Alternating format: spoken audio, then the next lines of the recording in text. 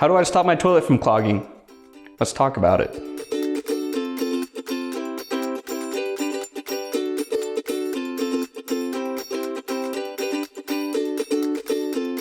Hey, my name is Zach with Western Heating, Air, and Plumbing. Here are a few tips about clogged toilets.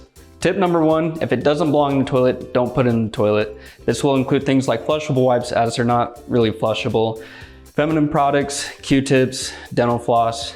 Use your common sense. If it doesn't belong in the toilet, don't put it in the toilet. The appropriately named tip number 2, don't flush too much toilet paper. If you feel like you're going to use a lot, maybe flush it halfway through. Tip number 3, if your toilet's clogged, try using a plunger. If it's not going down, it's time to call a plumber. We know it's a crappy situation, but we hope these tips help. Here at Western Heating, Air, and Plumbing, we want your plumbing to run as efficiently as possible, and we're here to help. If you have any questions, reach out today.